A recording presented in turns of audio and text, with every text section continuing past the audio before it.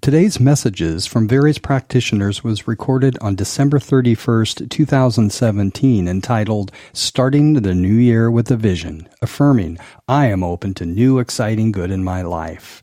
And today's Artistic Director Danielle Tucker introduces the talent and artistry of Mandi Jo Miller. Come visit us at seasidecenter.org, and you can join us in Encinitas, California sometime, where we always have great music, a spirited message, and a joyful, loving, vibrant community that await you. And so let us welcome back Danielle to introduce our guest artist for today. Good morning, everybody.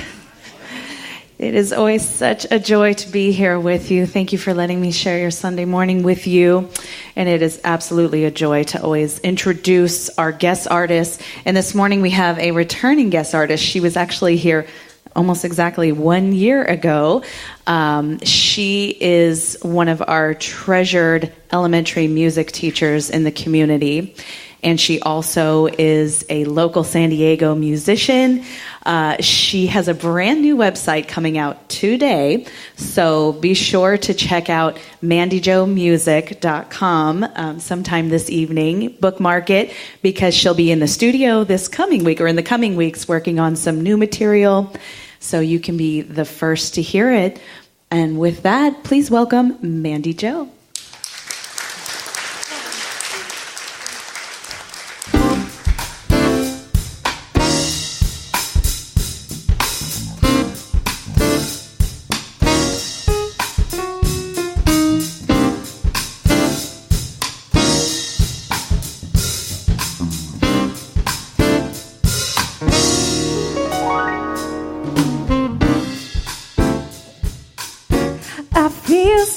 Today, and I know you see the smile on my face, and I feel right today.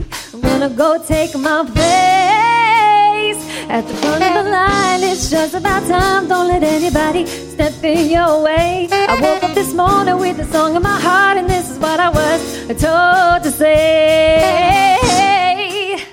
Don't give up, have courage, and fight back, yeah. Don't give up, have courage, and fight back.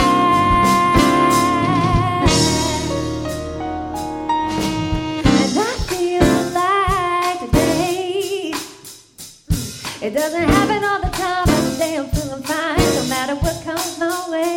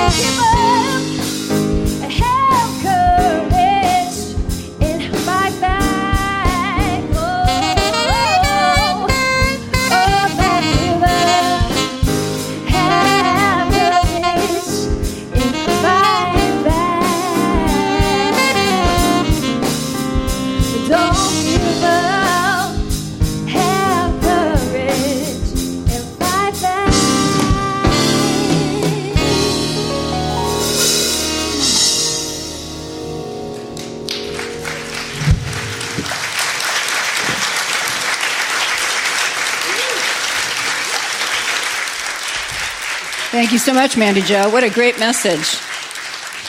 Don't give up, have courage, right? Carry on. So it is my great joy to introduce to you our speakers for today. You'll be hearing two of them. And as I said before, they are soon to be graduates from the School of Spiritual Leadership, our ministerial training program here. And I'm honored to be their dean. They are powerful and empowering and empowered women, and they keep me on my toes. I'll let you know that. So I want to introduce them. I'll introduce both of them now, and then you'll hear them. So our first speaker today is Rebecca Venkatraman, and many of you know Rebecca. You know Rosedale as well. She's very active here at Seaside, and she has a very interesting life. She spent 30 years as a corporate wife, traveling with her husband, and in those 30 years, she moved home 15 times and lived in many, many places around the globe, including Shanghai, China. And when she came back to Southern California, she spent some time at the Center for Spiritual Living in Palm Desert. And then Rebecca and I met in a practitioner workshop in Las Vegas, actually, and out of that she was called to Seaside, and I'm very grateful for that. And so she finished her practitioner training here and entered into ministerial training. And she is the mother of a beautiful daughter who I just met at first service, and she has a son as well. She's active in merchandising with our bookstore. It's one of the reasons why it looks so great in there. And she is also the director of the Compassionate Care Connection Group. So that's Rebecca. Yes.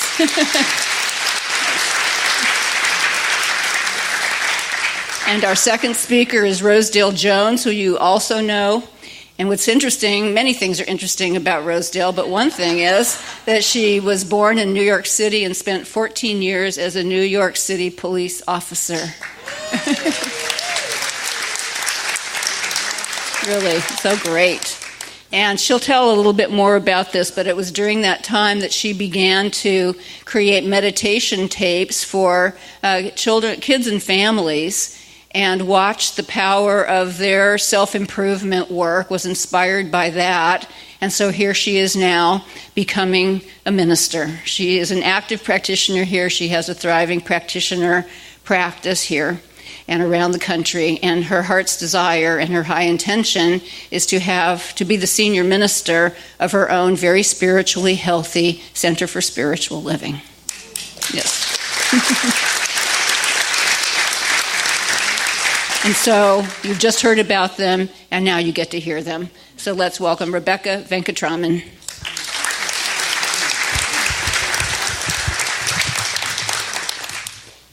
Thank you. So our talk title this morning is Starting the New Year with a Vision. And I'm going to get my pages straight. I'm so sorry. Okay, I'd like to start with a reading by Heidi Busey, and it's called I Am the New Year. Rosedale and I are sharing this podium, and we all have lots of pages. Sorry. I am the new year. I am an unspoiled page in your book of time. I am your next chance at the art of living. I am your opportunity to practice what you have learned about life during the last 12 months. All that you sought and didn't find is hidden in me, waiting for you to search it out with more determination. All the good that you tried for but didn't believe was really yours is mine to grant when you have fewer conflicting beliefs and desires. All that you dreamed but didn't dare do, all that you hoped but did not will, all the faith that you claimed but did not have, these slumber lightly, awaiting to be awakened by the touch of strong purpose. I am your opportunity to renew your allegiance to Spirit, who says in you, behold, all things anew. A new year is unfolding like a blossom with petals curled tightly, concealing the beauty within. Spirit, let this year be filled with the things that are truly good, with the comfort of warmth in our relationships, with the strength to help those who need our help, and the humility and openness to accept help from others. As we make our resolutions for the year ahead, let us go forward knowing all things are possible. So at the outset of this message this morning, I'd like to ask you some questions. Why are you here this morning? What are you hoping to get from this message? What are you hoping to take away? I know these are odd questions, and you probably have never ever thought about them before. But they're fair questions. Because you see, we all have expectations, great or small. When we go to the movies, we want great acting, a good plot, a storyline. When we go to our favorite restaurant, we want good food, good company, and good service. When we go to a sporting event, we go with the hope that our team is going to win. So we all have expectations, great or small, and they're what we give our attention to. Before we can begin the new year, we have to put the old year behind us. And the new year is starting out fresh. It's a promise of new beginnings. It's our time to set our new intentions. A new year is like a baby. Many changes are necessary. Some will be challenging, some will be rewarding, and some will be interrupting. That's the challenge of a new year. We need a new beginning. We are entering a new world order. And the world will never be as it was before. We are distinctly beginning anew. And all these struggles and pains that we have are part of this new and better world. So let's take a moment and remember what something new feels like. It's shiny, it's bright, it's exciting. It's our opportunity to plant seeds of joy in all areas of our life. How about we begin 2018 with the end in mind? How about if we let go of the old year so that the new year can come in? I'd like to share a story with you about my experience with this. 2 years ago, I was in the second year of my practitioner studies, and I was sitting right there in that chair. And Dr. Kathy was giving this talk, and I did her New Year's talk, and I did her New Year's exercises, and in that moment it came to me. My intention was to be standing right here on this platform, giving this talk for a new year. And last year, I had the great opportunity to be asked as a first-year ministerial student to be the pulpit assist for Dr. Kathy. But Dr. Kathy shared the holidays with her grandkids, and they shared the flu with her. So she wasn't here. But Reverend Tammy was here with me. And this year, I had the amazing experience of Dr. Christian calling me and saying that he would like to go to Montana skiing, and would I like to share this platform this morning?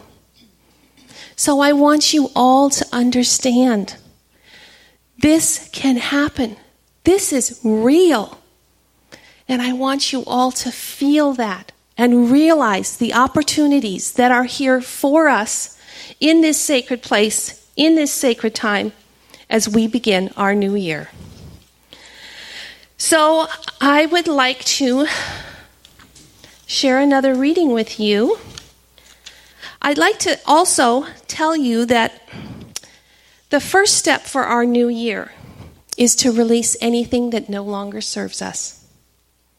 Catherine Ponder calls this the vacuum law of prosperity. Nature abhors a vacuum. So when we release something, something new comes right in to fill that space.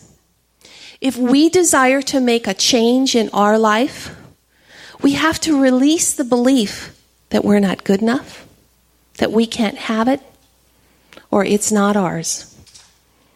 To make room in our life for love, we have to release the anger and the resentment that we're harboring. To release all of these things makes that space. If we want better health, we have to release our bad habits. None of us really are comfortable with change. We say we are, and in certain ways, in certain limits, we're okay with it, but we always resist. Even though we know that what's being offered to us is better, it's going to take us to a new place. We have to remember we're aspects of the Creator, and everything we want, we already have. It's ours. We just have to claim it. So we need to release the old. We need to set our intentions to bring in what we want. And we need to remember who we are. And then what? What's the next part, guys? This is Science of Mind. It's always the same. Treat and move your feet. So how do we move our feet, guys? We move our feet in prayer. We move our feet in meditation.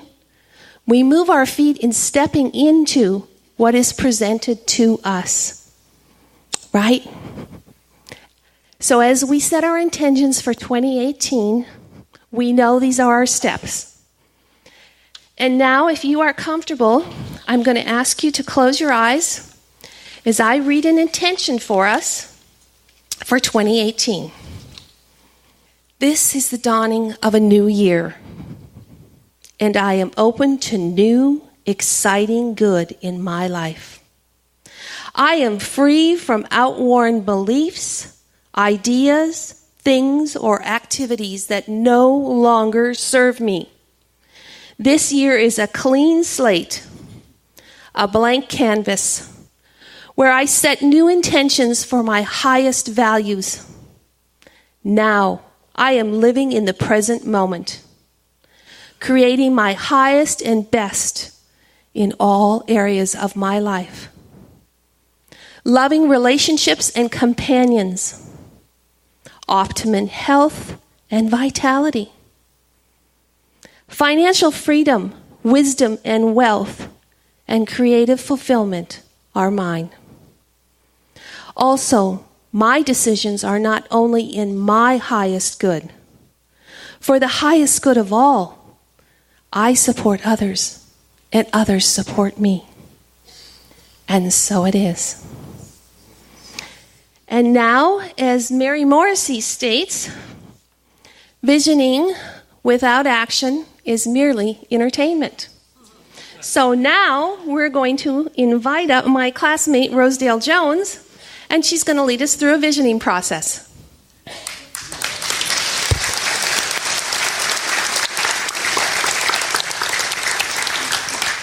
Good morning, Seaside. Good morning, good morning, good morning. Now I get to see you from here. You are looking so good to me this morning. Happy New Year. Me, as far as all of these wonderful practices and all that stuff that I've learned over my lifetime, all it taught me was I knew it all along.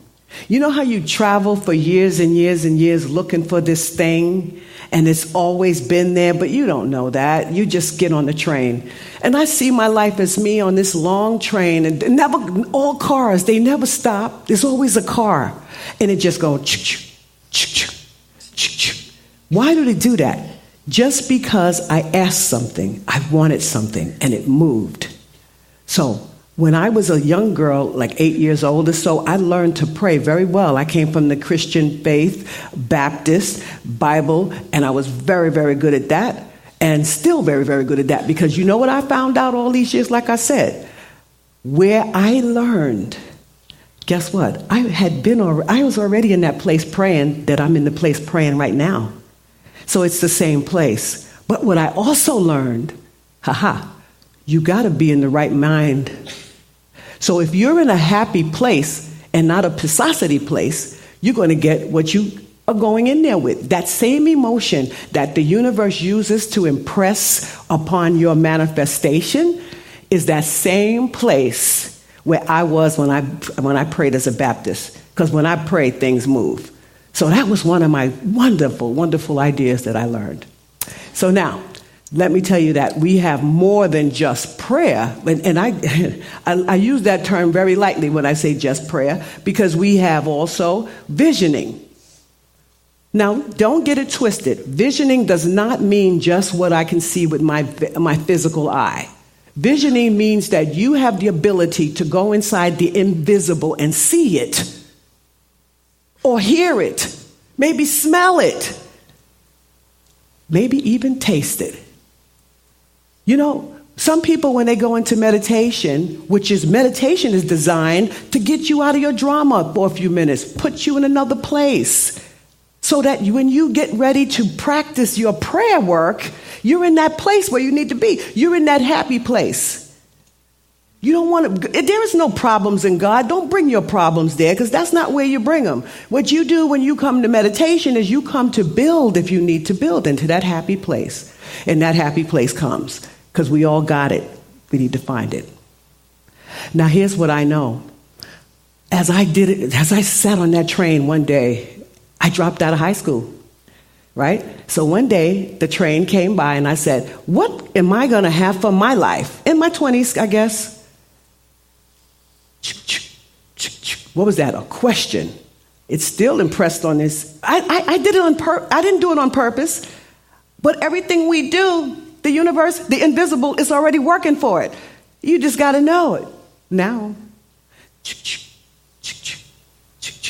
So now I'm on a train, and all of a sudden, I get this whim that the police department in New York City at the time was giving out, paying for your college education. Well, I went on, got my first degree through that, Bachelor's of Science in Criminal Justice. But you know what? When I got there, I go, what else? Because I didn't do it on purpose. So now, when I tell you about visioning, I want you to know that this is what we need. We need to know what we want. We need to be in a place to receive the match. Because there is a power in you, just as sure as it's in me, that beats my heart, that blinks my eyes, that moves when I move, and that uses me to deliver whatever I need to deliver to whoever wants to hear it. Period. Dot.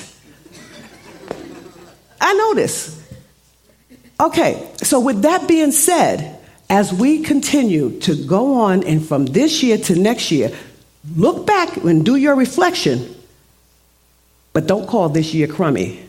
So I'm going to go into another year, because where you go, there you are. Don't get it twisted that, after today, when the ball drops, it's going to be 2018. But guess what? You still taking you there. So when you take you there, this morning, I want you to kind of remember this today. This morning, as you take this with you, I want you to say to yourself, when that ball drops, 2017 is done, and 2018 is a brand new one. Yeah, I'm a poet and didn't even know it. So I get to do that. I get to do whatever I want to do. When I'm doing this, it's all spirit telling me, go do it, go do it, go do it. Scared crapless. And I remember getting off that train one year, and now I'm on the line at the police department getting my gun and shield and all of these things in that line with all of us doing that, going, what did I sign up for? But I got off the train for just a little while. And then when I got in there, I got this assignment. One of my assignments were to work with the young people. So I had a whole community of thousands of young people. I had 3 high schools. I had middle schools. I had the elementary school. And I was in love with my job. I enjoy kids. So then what happened was Spirit said, here you go. You got a whole bunch of them. Now, I was going, what the heck am I going to do? What did I do, guys? I asked the question.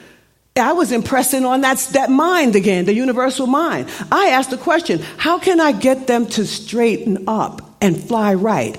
How can I get all these kids to learn that, hey, this is what we're going to do. Let's take this road. Well, all of a sudden it spoke to me. I found Louise L. Hayes, something, and now again, I'm Baptist at the time. Okay, forgot to tell you that. Okay, I found Louise L. Hay. I found different people like that, but I used the anthem. I used one of her treatments called Desirability Treatment as the anthem.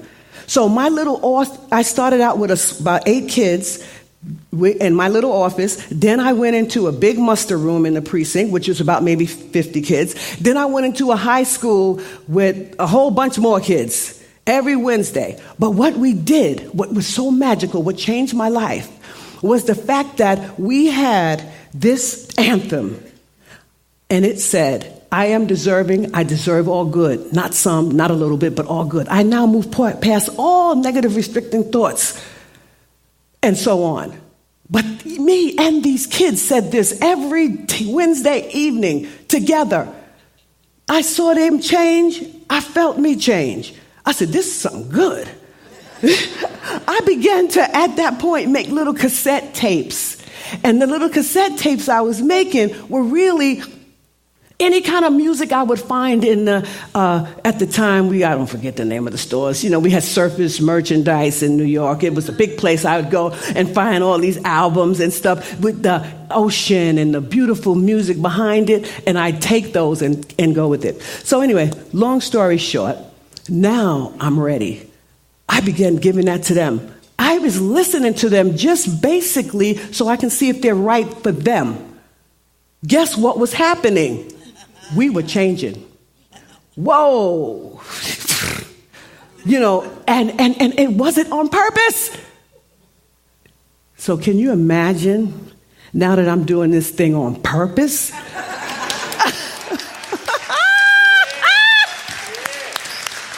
Do you know who I'm representing in this moment? I'm representing Spirit to show you that all you got to do is do this, but do it so that you can match it. Because that power within you loves you more than anything. You will learn to believe it. Oh, and listen, it takes a while to change. It takes a lot of energy to change. Just when are you going to start? Anytime you're ready, just keep going. The train will be there. And when you get tired of fluffing around out there, screwing it up, get back on the train. It never tells you get off, you messed up, you ain't gonna come. Never. You will never be put out. You will never be thrown away. You will never. Okay? So now, I want to read you a little quote from Ernest Holmes. And I love this quote so much because this is going to say everything I just said. But you see, I want to say it so I want to say it first so you hear it again. Basically, what he's saying is whatever we think, whatever we act, however we believe, feel, visualize, vision, imagine, or even what we read, guys. Louise L. Hay, the anthem for my kids. And what we talk about, hey, your story.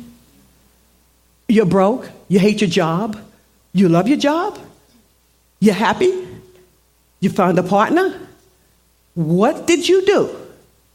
You are the one who tell these stories. So you impress it upon that universal mind. So what is he saying? In fact, all processes which affect or impress at any of us at any given time, they're going to be into our subjective thoughts, which is what gives the creation to the universal mind to do what you want it to do. So if you go in there with the right, no, I don't tell you what's right or wrong. If you go in there with the attitude, you're going to get the match. Pissosity things.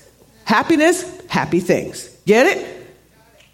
All right. So now, let's go into our visioning. And as we get prepared for our visioning, I'm going to be asking you a couple of questions. But before you do that, I want you to open up yourself first. So please, if you are able to stand, please stand. If you're not, just wave your hands and stretch your body out.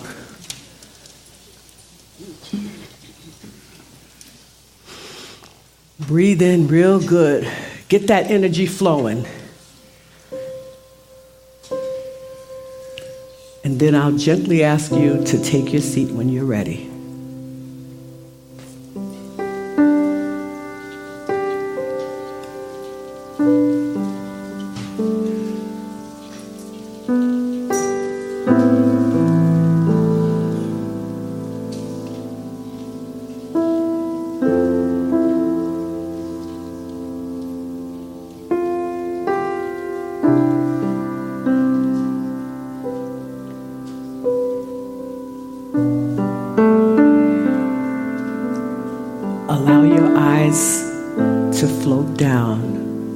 To relaxation. Be that floating down, just looking at your lap, whatever makes you comfortable. Even if you want to go ahead and close them all the way. It doesn't matter. It's you. It's what works for you. I'm going to give you like 30 seconds to 45 just to figure out a story or something that was so funny for you that happened. And right now in this very day, you still get a rise out of that funny thing. So much so that it shifts your personality or shifts your mindset. Take a moment. Find that happy moment or that happy thing or that funny thing that happened.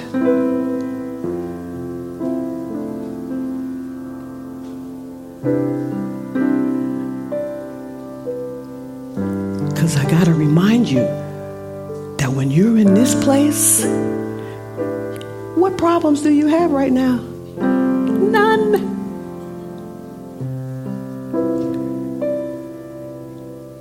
And even now, that little funny thing that you just brought up changes your mood.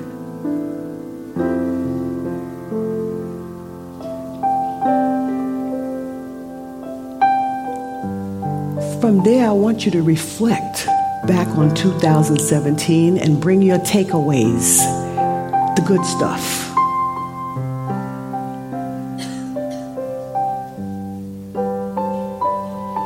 As many as you like.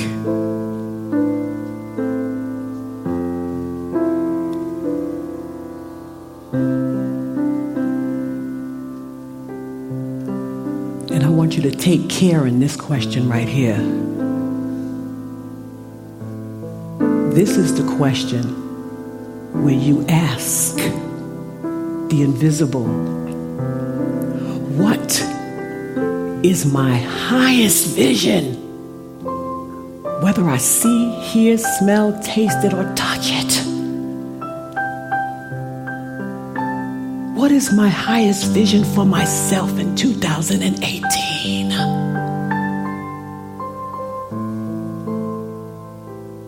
Where do I want to end up? Where do I want to go? Because I'm happy in this moment. Please show me.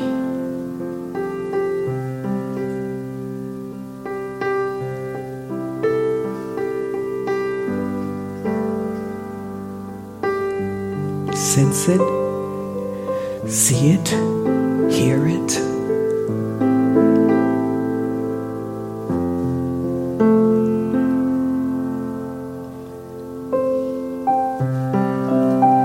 This is all an effort for you to realize that it's time for me to rise up in 2018. It's time for me to stop whining about what didn't work out and allow something to will work out. It is time. It is my time. I'm rising up in 2018 because it's my time, and doggone it, I'm ready. Because I'm in the right place. I'm in the right place. And if I don't feel it right this moment, I know that I can continue this work until I get the energy that I'm looking for. But I can do it because I can love myself enough to do this whenever I need to do it. How can I do that?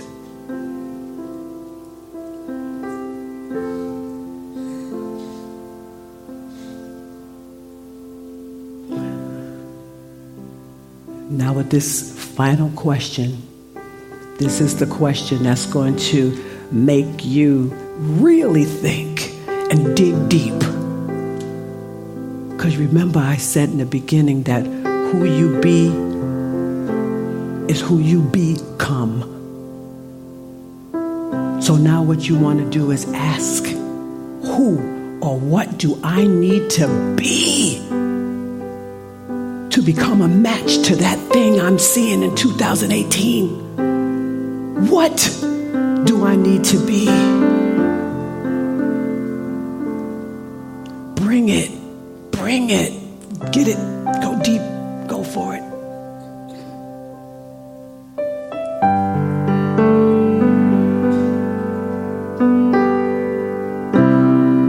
Broken down and tired, living life on a merry-go-round. You can't find the fighter,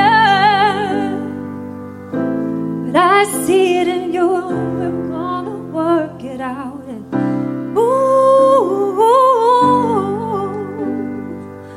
mountain, we will walk it out.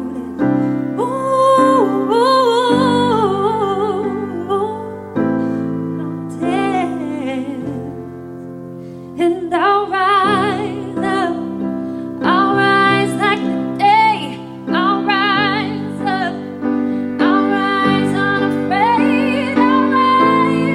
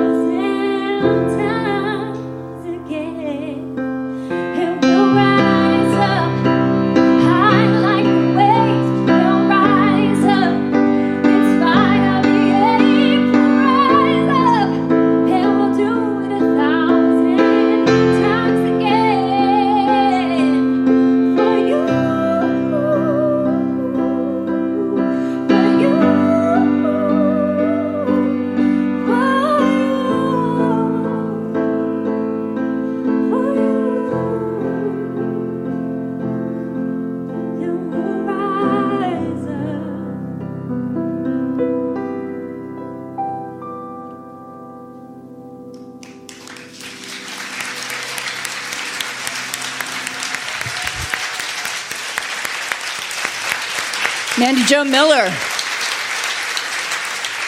Thank you.